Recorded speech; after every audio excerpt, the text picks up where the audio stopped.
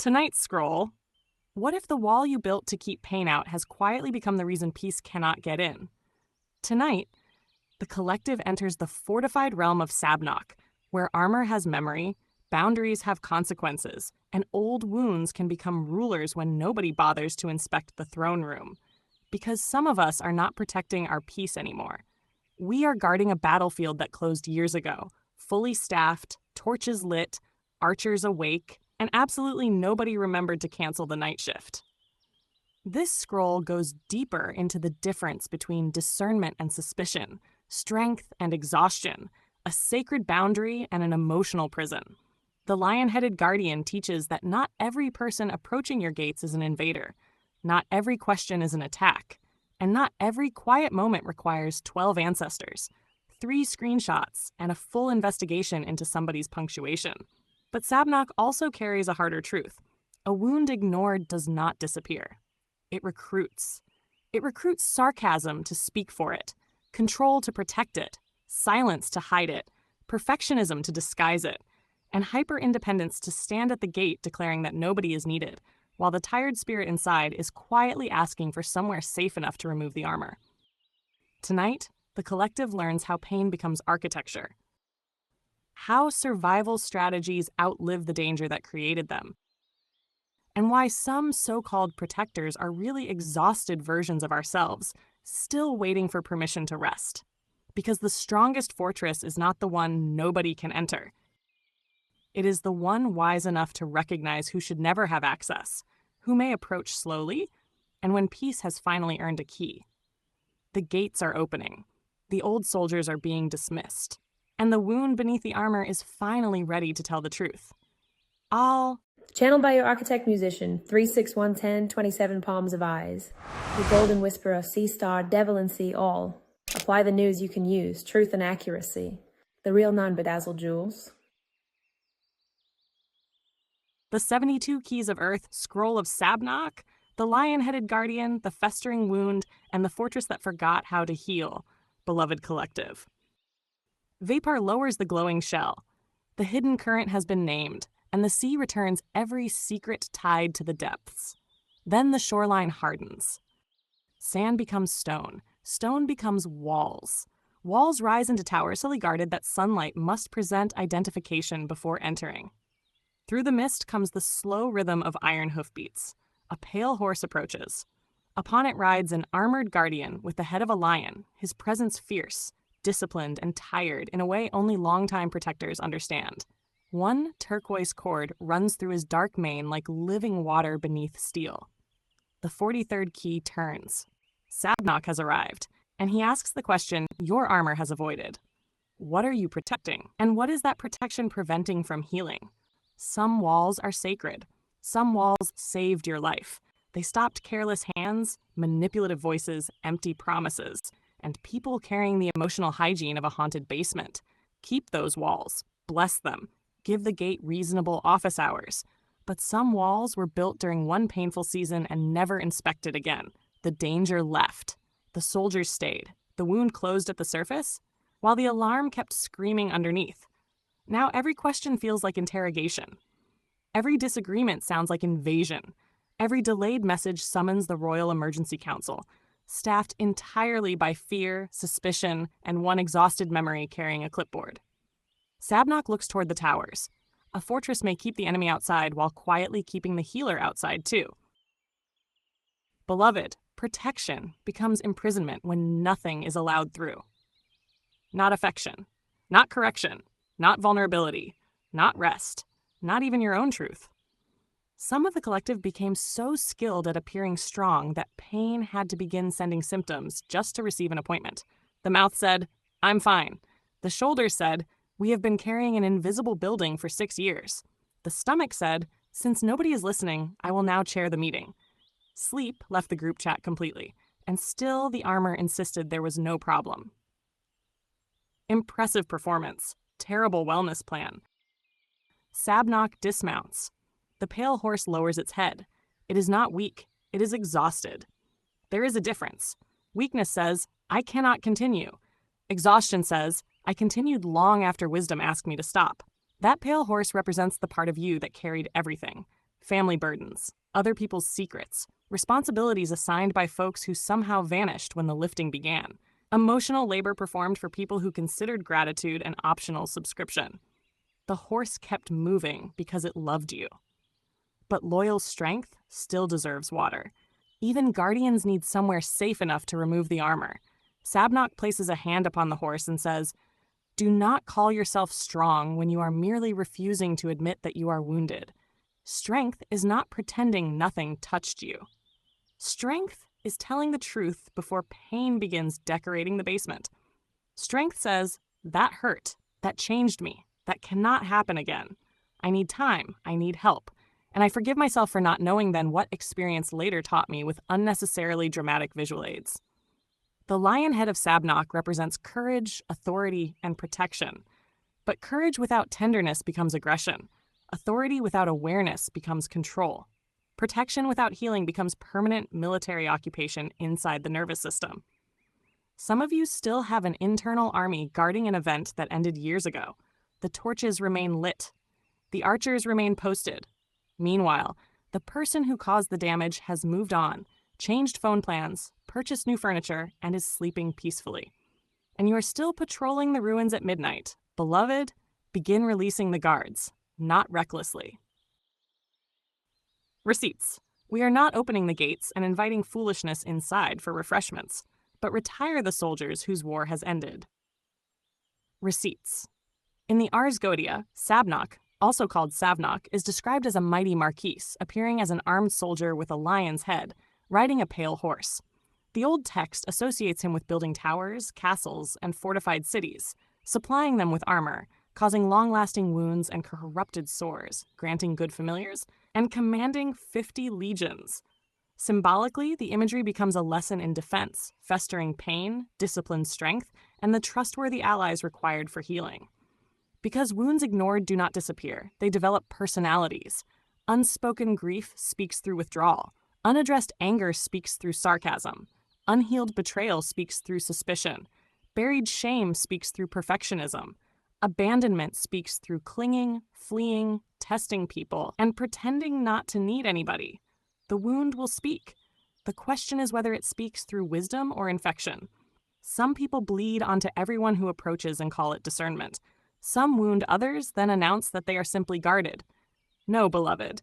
A guard recognizes danger. A wounded soldier may attack movement. Your past may explain the blade in your hand. It does not decide where you point it today. Sabnock enters the fortified city. Everyone inside wears armor. The bakers wear armor. The musicians wear armor. The gardeners water flowers through helmet slits. Two people attempt to embrace while covered in metal spikes. It is not going particularly well. Sabnock removes his helmet. Armor is useful during battle. It is dreadful at the dinner table. Some of the collective does not know how to leave survival mode before entering love. You inspect every tone, study every pause. Interpret punctuation like an ancient oracle with Wi-Fi. Someone sends, "Okay," and suddenly 12 ancestral committees are convened to determine whether the period was hostile. Sometimes a period is punctuation. Discernment matters. So does refusing to exhaust yourself performing forensic analysis on ordinary interactions. A trustworthy person should be observed, not prosecuted before trial. Sabnock enters the armory. The weapons are labeled sarcasm, silence, control, people-pleasing, hyper-independence, leaving before being left, testing people instead of speaking honestly. One sword is called, I don't care. It is the most heavily used weapon in the room. Sabnock lifts it. The blade is wet with tears. Naturally. People who truly do not care rarely announce it 17 times with trembling eyebrows. He places it down. Your defenses reveal the shape of the wound they were designed to protect. People-pleasing may protect fear of rejection. Control may protect fear of chaos. Avoidance may protect fear of failure. Perfectionism may protect fear of shame. Hyper-independence may protect the fear that help will later be used as leverage. Healing does not leave you defenseless. It gives the defense system intelligence. People-pleasing becomes honest kindness with limits. Control becomes preparation with flexibility. Avoidance becomes thoughtful timing. Perfectionism becomes excellence that still permits breath. Independence becomes capability that is not ashamed to receive support. An alarm that rings at every breeze is not more secure. It is simply loud. The old description also connects Sabnock with granting good familiars. Here, the familiar represents trustworthy support, the friend who tells the truth gently, the elder who recognizes the pattern, the counselor, teacher, or wise companion who helps clean the wound without making it your permanent identity, the journal, the walk, the boundary, the morning silence, the community that does not worship your pain, exploit it, or encourage revenge because drama improves engagement. Good allies do not help decorate the wound. They help you heal beyond it. Be careful who benefits from you remaining injured. Some people enjoy being needed more than they enjoy seeing you become free. They call dependence loyalty. They call control protection. They call your growth disrespect because the wounded version of you was easier to manage. Any ally threatened by your healing was allied with your wound, not your future. The core lesson: build protection that supports healing instead of replacing it. Your boundaries should stop harm. They should not stop intimacy. Your courage should defend truth. It should not intimidate everyone who approaches. Your armor should be removable. Your watchtower should have windows. Your gates should answer to wisdom, not fear. Clean the wound. Name what happened. Remove what does not belong. Stop feeding the infection with silence, denial, obsession, or repeated access. A wound does not become sacred merely because it is old.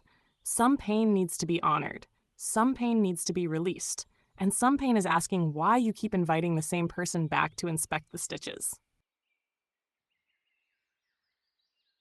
So what did Sabnock teach us? A fortress can be impressive and emotionally inconvenient. Being strong does not require making exhaustion your personality. Unhealed wounds eventually communicate through methods nobody enjoys. Armor works beautifully during battle and terribly during hugs. Not every message requires a council of suspicious ancestors. And boundaries are doors with locks. They are not bricks thrown at everybody approaching the property. Your legacy will not be measured only by what you survived. It will be measured by what you refuse to pass forward. Did your pain become wisdom? Or did it become another weapon handed to the next generation? Did your walls become shelter? Or silence, inherited by everyone who loved you? True legacy is not a giant fortress bearing your name. It is a safe doorway someone else can enter because you healed what once made trust impossible. It is the family that learns to apologize because you did. It is the loved one who speaks honestly because your response taught them that truth would not be punished. It is the future generation that does not inherit your alarm system because you finally informed the guards that the war was over. Sabnock mounts the pale horse. The towers remain, but vines climb the walls. Windows open. The armory becomes a healing chamber. The watchmen lower their weapons. The gates remain strong, yet sunlight enters freely. The lion-headed guardian looks back one final time. A healed fortress does not become weak. It becomes a sanctuary. Stand before your inner gates. Place one hand upon the wall and one upon the wound. Speak with authority. I honor the defenses that carried me through danger. I release the defenses that keep danger alive after it has passed. I clean the wounds I once concealed. I do not use pain as permission to wound others. I allow trustworthy love to approach without surrendering discernment. My walls protect what is sacred. My gates answer to wisdom. My armor serves a purpose and can be removed. My courage is not cruelty. My tenderness is not weakness. My exhaustion will not be mistaken for strength. My history may advise me. It will not command my future. Let the old soldiers rest. Let the wound receive air. Let truth enter the city. Let healing become the new law. Guard the sacred. Clean the wound. Retire the old army. Turn the fortress into shelter. Because the strongest guardian is not the one who remains armored forever. It is the one who recognizes when peace has finally become safe enough to enter. To every soul who made it to the end of this scroll, congratulations. You didn't just watch another video, you trained your attention, exercised your discernment, and invested in the one treasure no one can steal from you: wisdom. Graduation isn't receiving all the answers. It's finally learning how to ask better questions. If today's scroll sparked a thought, healed a wound, challenged an old belief, or simply reminded you that you're not walking this path alone, then pass the lantern forward. Someone out there is still searching in the dark, and your share might be the light they were praying for. Join the collective by subscribing and turn on your notifications so you're there when the next scroll or codex is unveiled. Time has a funny habit of delivering the lesson right when it's needed. The algorithm is simply humanity's latest attempt to organize chaos. Sometimes it even succeeds. Until we gather again, keep your heart soft, your mind sharp, your spirit grounded, and your discernment polished. Question with courage, learn with humility, lead with compassion, walk in wisdom, walk in love. We'll meet you in the next scroll. All. Until next time, your Sea Star Curacy, channeled by 3611027, the Beautiful Whisperer. Our Sea Star Devalan CO. Apply the news you can use. You don't even have to say nothing. I already know. I know.